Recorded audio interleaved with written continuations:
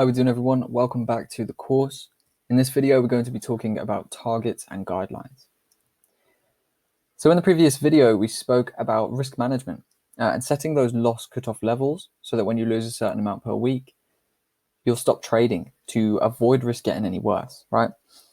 Risk management, of course, being a huge part of trading, it has to be inside your plan and you have to cover these things, right? When are you going to cut off your trading for the week, for the month, and allow yourself some time to, restudy, refine, refresh. Now, on the flip side of this, we have targets. How much are you going to aim to make per month? What can you realistically achieve? And then when you make these amounts, when will you actually set that profit cutoff point, accept the profits for the week, for the month, and allow yourself some time to, relax, refine, refresh, and wait for the new trading session. So targets and guidelines really come down to how much you're going to aim to make per month. So how much are you going to aim to make in a week, in a month? And how much can you realistically achieve?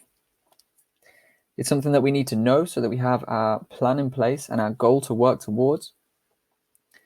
And we need to think about it in percentage terms, right? So I always recommend looking at targets as percentages rather than the monetary value. Now, the reason for this is because when you start thinking about profit targets in monetary values, you start thinking about, money, right? You start thinking about what you could get with that money when you make it. You start taking your mind away from the actual trading processes and focusing instead on the monetary value that you're trying to make, right? So if you think in percentage terms, that's going to allow you to focus entirely on the process for now, which of course, getting into this game is the most important thing, right? There is a reason that over 90% of traders lose. It is not an easy thing to master. You need full focus on actually smashing your goals, smashing your processes, and you need to completely remove focus on the monetary side of things for the early days of trading at least. Another reason why it's good to look in percentage terms is because let's say you're trading, you just started out, you have a $100 account, right? You might aim to make $10 a day. Now, when you think about that, you're aiming for 10% a day, right? And that's not achievable. That is the same as if you had a $10,000 account trying to make $1,000 a day, or if you had a $100,000 account trying to make $10,000 a day. Now, it's just not going to happen, right? What it's going to lead to, if you do go for targets like this, is over leveraging, breaking your plan, and actually then pushing yourself too far, pushing yourself into a danger zone where you're risking too much money, and ultimately could lead to you blowing up your whole account and losing everything you have. So it's better to look at the market in percentage terms. Now, if you were to think about that, $10 a day does not seem bad. But when you think about the percentage term, 10% a day, is that an achievable return? No. Think about that same percent on a 100 grand account, $10,000 a day, is that achievable? No, it's not, right? So if you think about profit targets in percentage terms and look at this as, okay, I want to make 10% every 2 weeks, I want to make 10% a month. This gives you a realistic boundary to work towards, and it allows you to focus on the percentage gain of your account over the monetary value. So when you're trading a $100 account, you really shouldn't be doing that to make money. Okay, this should be the practice amount, because at the end of the day, you are not going to make fulfilling profits off a $100 account, right? But you don't need to worry about the money yet, because there are ways to get money. You can work. You can even go for a funded account and get an account funded for you if you prove your results. So in early days, coming from this course, you should really be focusing on the process, which is why I recommend thinking in percentage terms. If that means going for $10 per month on a $100 account, accept that, right? Don't treat that as, oh, I've only made $10 this month. Treat that as you made 10%. Now look at that on a higher time frame, a higher capital account. If you were trading with 50K, that's 5,000 that month, right? If you're trading with 100K, that is 10,000 that month. So if you think about profit targets in percentage terms rather than the monetary value, you're going to have a much better experience. You're going to have a much more fulfilling journey in trading, and it's going to allow you to master the processes. And then you can move on to the higher capital. You can move on to funding. You can move on to, larger accounts of your own. And then you can actually see the money coming in because you've mastered the processes, focusing on percentages rather than trying to get a quick flip and trying to get a quick dollar. So think about your targets in percentage terms always. It's the way forward, and it's the way to actually really focus on the processes rather than focusing on quick money. So when we come to setting our targets, we should think on a weekly, monthly, and yearly time frame. Okay, there is no need to go for daily targets. Now, I see among the community beginners going for 2% a day, right? Thinking, yeah, 2% a day is nice and easy. That's one winning trade at 1-to-1 risk reward. If I'm trading 2% risk per trade, that's achievable. Now, it sounds easy, it sounds good on the forefront, but actually it's not all that easy. The reason being is if you lose a trade one day, which you will, right? Not every trade is going to be a winner. If you lose a trade one day, you are going to be down 2%. And now you're going to have to, from there, make another 4% that same day before you are at your 2% target. So while 2% a day seems kind of easy when you think about it just initially, when you actually think deeper into it, you think, let's say then you have in a week, you have a win on Monday, a win on Tuesday, and then you have a loss on Wednesday. So you've achieved your 2% on Monday and Tuesday. Now on Wednesday, you're actually down 2%. So before the day's over, if you want to hit your target and you want to keep this consistently rolling, you need to win another 1-to-2 risk reward trade or 2 1-to-1 risk reward trades, right? So you need to make another 4% before the day is up. Now, chances are that is not going to happen, right? There are only so many hours in a day. There are only so many setups formulating in the market at one time. So for you to actually lose a trade and then win a trade or win two trades in the same day is quite unlikely, right? Unless you're sitting there for 24 hours and you're taking stabs at random currency pairs, taking trades left, right, and center, chances are you're not going to find that many high probability, high quality setups within that one single 24-hour time period. Okay, so targets really should be thought of on a longer time frame basis. Now, personally, when I do my targets, I go for monthly targets. I don't even look at weekly targets, and I don't really look too much at yearly targets. Yearly is too long of a time frame, right? I'm trading for money. I'm not trading for retirement as such. And weekly is too short a time frame.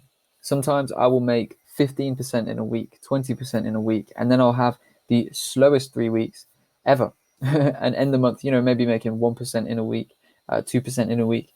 But it's really that week that blows off that makes the whole month. Okay. So when we look at these targets, we should be looking on a higher time frame basis. If you are like myself, you probably prefer to look at monthly.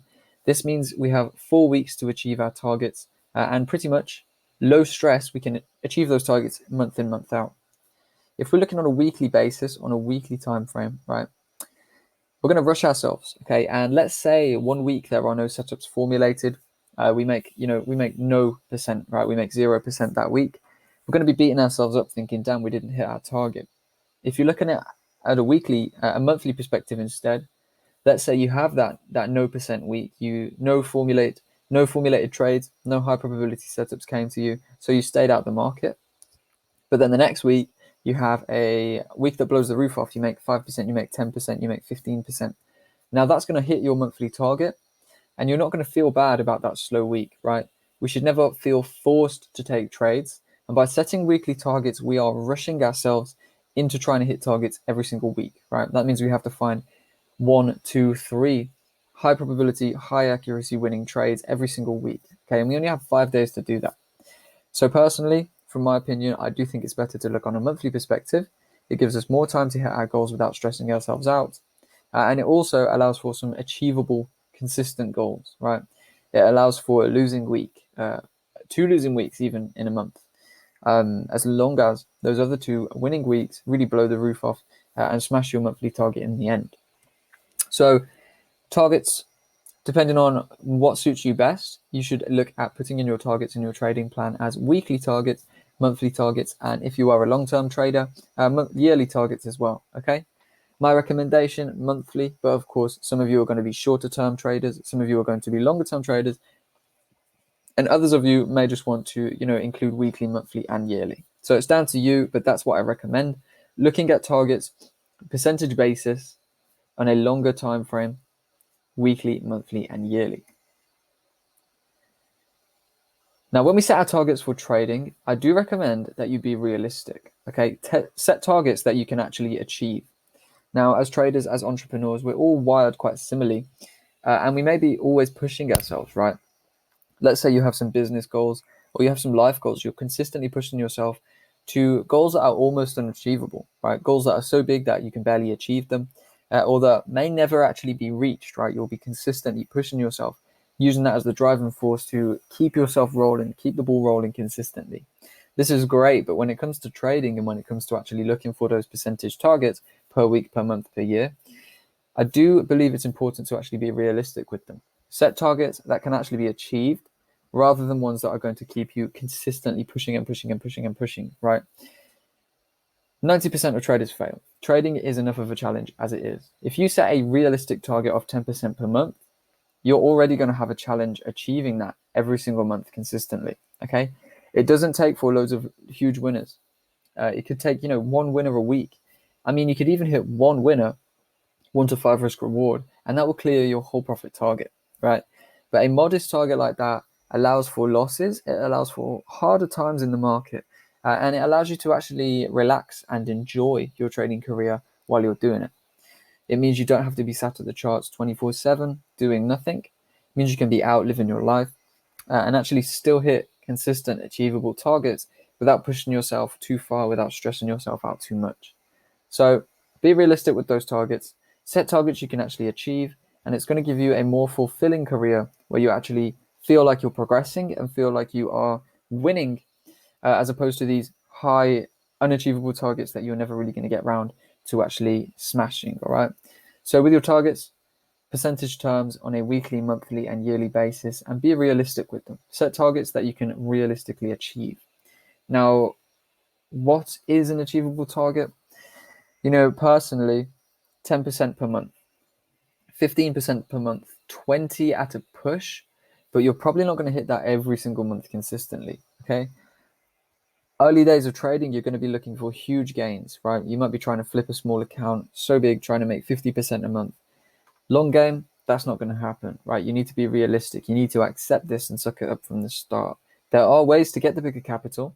There are ways to get the capital for, 5,000 a month, 10,000 a month. But, you have to work for it. You can either get funded or you can work for it. You can save it out your own money. But at the end of the day, no one really should be looking at trying to flip up, like a grand into a million, right? You have to be realistic, set targets you can achieve consistently, set targets that are going to get you fulfilled when you actually achieve them so that you can have an enjoyable and more relaxed trading career. So in the previous video, we actually spoke about loss cutoff points. So when you lose X amount in a week, you stop trading. When you lose X amount in a month, you stop trading, potentially review your strategy, do some back testing, and then come back the next month to regain those losses, recoup those losses, and put yourself back up in the green. So when it comes to targets, we also have to do the same kind of thing. Okay, it's good to be disciplined, and especially when starting out, it's good to set strict profit cutoff points. Now, discipline is one of the hardest things to stick by as a trader. And you might think, let's say you make 10% in a week, you might think you're on a roll and you might push further and try and go for even more profits. But what this actually does is you get cocky, you get a bit arrogant and think that you're invincible. And then that actually leads to irrational decisions, oversized trades, and things like this. Now, if you begin doing that, you begin making irrational decisions, oversizing your positions, and your discipline slacks, you can end up giving back all the profits you've made all week, even in a Friday session. And then you're going to feel really stupid. So be disciplined with your targets and set these profit cutoff points, right? If I make 6% in a week, I'm going to cut off my trading, come back next week. If I make 10% in a week, you can set high targets, right? You can set high cutoff points. 6%, 5% is a good one. That's pretty much a nice solid win and no loss. And then you can just close out, enjoy the rest of your week, knowing that you've made 5% that week, which of course, when you're trading with some serious capital, is a lot of money, right? So be disciplined, set these profit cutoff points, and do your best to stick to them, right? Same as we spoke about with the loss cutoff points. It's just going to stop you from getting greedy. It's going to stop you from getting irrational, cocky, and arrogant.